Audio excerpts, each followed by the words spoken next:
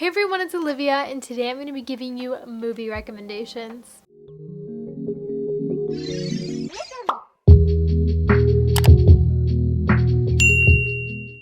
I have watched so many movies over the past few months because I just haven't wanted to commit to a TV show lately. So I'm going to give you some of my best picks.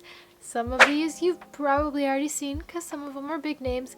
Others, maybe it's just my opinion. Maybe I only like them. I don't know. But either way, I'm just going to give you recommendations. Take them or leave them. I don't care. I'm also going to be making a separate video, which I'm going to film right after this, of TV show recommendations. So stay tuned for that within the next few days or weeks. I don't know yet. But without further ado, let's get on to my movie recommendations. The first one is Happiest Season. So this is one that came out, I think it was on Prime, or no, it was on Hulu, I'm pretty sure. It's one with Kristen Stewart in it and Dakota Johnson, and they're like a couple, but Dakota Johnson's character is like parents don't know that like she's gay, and basically like she brings her girlfriend home to her parents' house and they don't know that that's her girlfriend because they think that she's straight, and it's just like a whole ordeal. And I think that it was pretty good, and I think that it's a good movie to watch. It's not like any spectacular movie, but I do think that it has really good representation of the struggles of being in the community. Movie number 2 is Spontaneous. This one is so weird, but it's also so fun. So the main character is Catherine Langford, and her like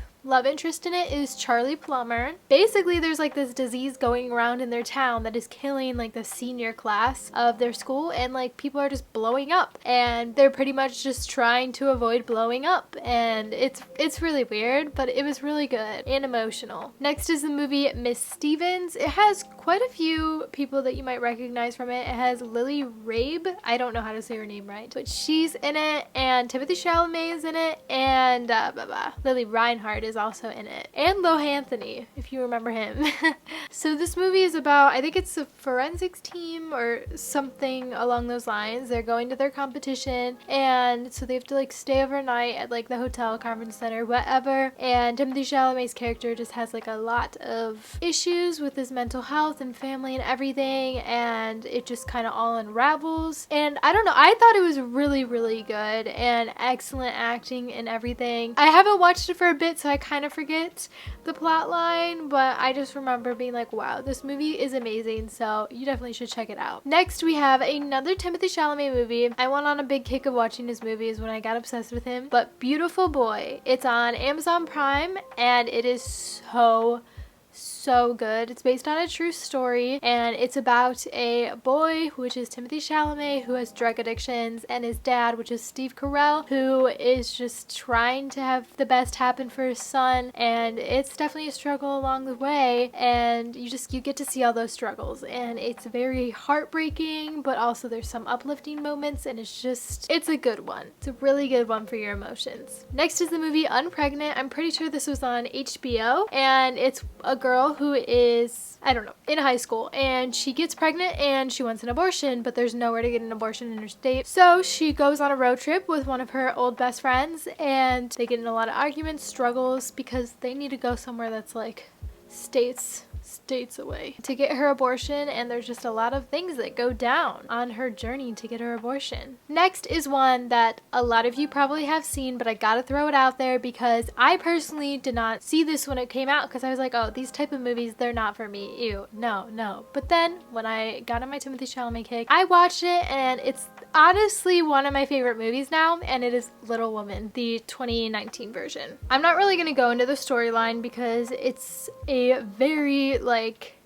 respected story, and I don't want to say it wrong because I'm really bad at describing things, but it's based off of the book series, and it is just so amazing. Like this, I can't explain, but just give it a watch. I know these type of movies, they may not be your thing. They're not mine either, but this really hit the spot. Next is Words on Bathroom Walls. This has Charlie Plummer in it also, and oh no, I'm forgetting her name. Taylor Russell.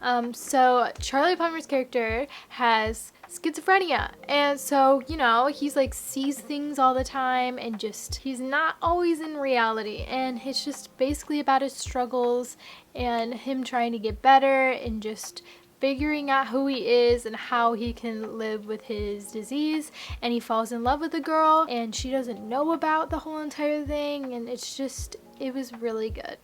Next is definitely another one that a lot of you have probably seen, but I gotta throw it in there because I did not realize how much I enjoyed this series until I rewatched it, and that is the Maze Runner series. When they first came out, I watched them and I was not a fan. It did not hit the spot for me, but like I now have learned how to watch movies properly. Like before, I just was never comprehending storylines, but once I like actually knew what was going on, this series is so amazing. It's definitely my favorite of like all of the like series movies that are out for sure. Plus Dylan O'Brien, added bonus. Here's one that I watched last night and it was just kind of random. I was just looking through Amazon Prime's movies and Life in a Year popped up, and it has Cara Delevingne in it and Jaden Smith, and Cara Delevingne's character has cancer and it's pretty much terminal, so Jaden Smith's character is pretty much just trying to give her life in a year, like the title is. He's just trying to make sure that she can accomplish the most that she can before she leaves, and that's like, you know, it's a very stereotypical storyline, but I don't know, it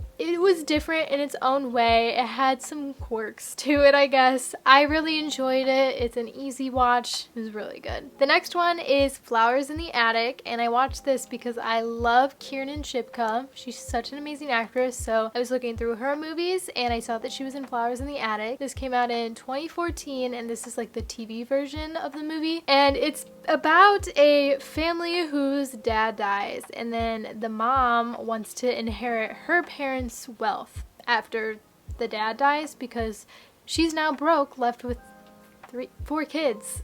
But the thing is, her family does not approve of her, well, now deceased husband, and her dad doesn't even know that she had kids with this man, so she's trying to win her dad over while her kids are in the attic of her parents' house. And basically, the more and more that she's staying at the house, the more she starts to neglect her kids and completely like just push them aside, ignore them, and she's creating her own life while her kids are just locked in this attic. There's a lot that goes down and it's pretty intense at some points.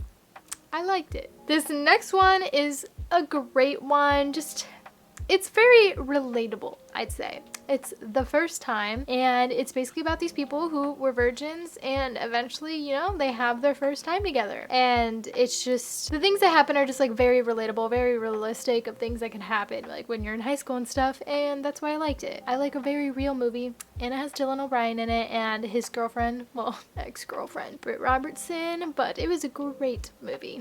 And the last one I have on this list is Palm Springs. It has Andy Samberg, love of my life, in it, and then the girl in it, oh, I'm forgetting her name now, Kristen Melody, I think, and Camila Mendes is in it, and Tyler Hoechlin. You know who they are, but they're not like a huge part, but they're in it. So this is kind of like a Groundhog Day type movie. They're living in a loop, repeating the same day over and over again, but it's a little bit different, obviously, than Groundhog Day. They're not going to copy that, and there's just a lot of secrets that get unveiled about the characters, and it's really good. I love Andy Samberg, everything he makes, amazing. So highly recommend. I think I watched this on Prime, pretty sure. So that concludes my movie recommendations. I don't know, maybe you hated them, maybe you're like, maybe I'll check it out. I don't know, we all have difference of opinion, so if you didn't like these, don't leave a hate comment. That's just bashing on my opinion, and that's rude. Anyways, if you enjoyed, make sure that you press the subscribe button down below and the bell notification icon to be notified every single time that I post a new video, and I love you guys.